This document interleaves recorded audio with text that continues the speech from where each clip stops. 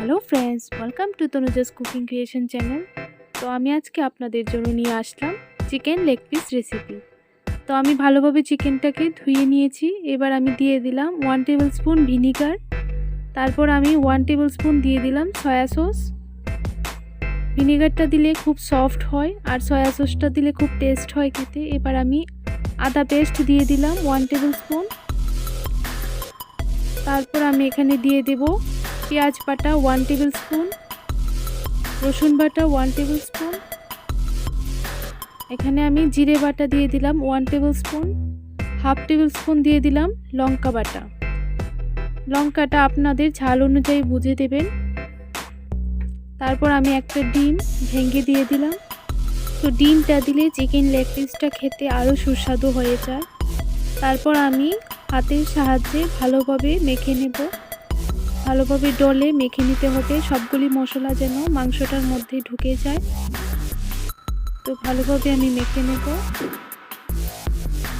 তো আমি ভালোভাবে মেখে নিয়েছি। এবার আমি 2 টেবিল স্পুন দিয়ে দেব ময়দা। ময়দাটা দিলে লেয়ারটা খুব ভালো আসে, খেতেও অসাধারণ লাগে। তো বন্ধুরা, আমার এই রেসিপিটা যদি আপনাদের কাছে ভালো লেগে থাকে তাহলে প্লিজ আমার চ্যানেলটাকে সাবস্ক্রাইব করে দিবেন আর পাশে থাকা বেল আইকনটি দাবিয়ে দিবেন। তাহলে আমার নতুন নতুন ভিডিওর আপডেট আপনাদের মোবাইলে চলে আসবে। তো আমি ভালোভাবে মেখে নিয়েছি। এবার আমি 10 মিনিটের জন্য রেস্টে রেখে দেব। আর আমি এখানে 1 টেবিল স্পুন দিয়ে দিলাম কাশ্মীরি লঙ্কা গুঁড়ো। কাশ্মীরি লঙ্কা গুঁড়োটা দিলে কালারটা খুব সুন্দর আসে, কিন্তু ঝাল হয় না। কালারটা দেখতে খুব সুন্দর লাগে, তাই আমি 1 চামচ কাশ্মীরি লঙ্কা গুঁড়ো দিয়ে দিলাম। তো আমি 10 মিনিটের জন্য রেস্টে রেখে দিয়েছি। তো আমি এখানে একটা প্লেট নিয়ে নিলাম। প্লেটের মধ্যে হাফ কাপের মতো দিয়ে দিলাম চালের গুঁড়ো। এবার আমি হাফ কাপের মতো দিয়ে দিলাম ময়দা। দিয়ে ভালোভাবে মিশ্রণটা মেখে নিতে হবে, মিশিয়ে নিতে হবে। তারপর আমি এখানে দিয়ে দেব বেসন। হাফ কাপ প্রথমে বেসন দিয়ে দিচ্ছি। দিয়ে ভালোভাবে বেসনটাকেও ময়দা আর চালের গুঁড়োর সঙ্গে মিশিয়ে নিতে হবে।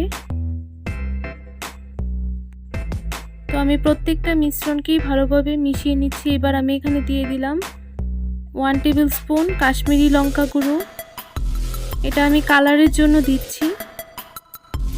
আর এখানে হাফ টেবিল স্পুন দিয়ে দিলাম নুন। দিয়ে ভালোভাবে মিশিয়ে নিয়েছি। এবার আমি 10 মিনিট পর ঢাকনাটা তুলে দিলাম। দিয়ে এবার হাফ টেবিল স্পুন নুন দিয়ে দিলাম। নুন আমি প্রথমে একটু দিয়েছি, তো এবার আর একটু দিয়ে দিলাম। তো একটা ডিম আমি এখানে ভেঙে নিয়েছি। ডিমটাকে ভালোভাবে ফেটিয়ে নিচ্ছি। একটা চামচের সাহায্যে আমি ভালোভাবে ফেটিয়ে নিয়েছি। এবার আমি মাংসের পিসগুলোকে ভালোভাবে মিশ্রণটার সঙ্গে মেখে নিয়েছি। কোট একটা লাগিয়ে নিয়েছি। এবার আমি ডিমের মধ্যে ভালোভাবে কোটটা দিয়ে দিচ্ছি, তাহলে লেয়ারটা খুব সুন্দর আসে। তো সেমভাবে আমি 2 বারের মতো প্রলেপ দিয়ে দিয়েছিলাম। এবার আমি একটা কড়াইতে তেল গরম করে নিয়েছি। তেলটার মধ্যে লেগ পিসগুলি আমি দিয়ে দিলাম। আর চুলার আঁচটাকে একদম লোতে রাখতে হবে, না হলে লেগ পিসগুলি পুড়ে যাওয়ার সম্ভাবনা থাকে।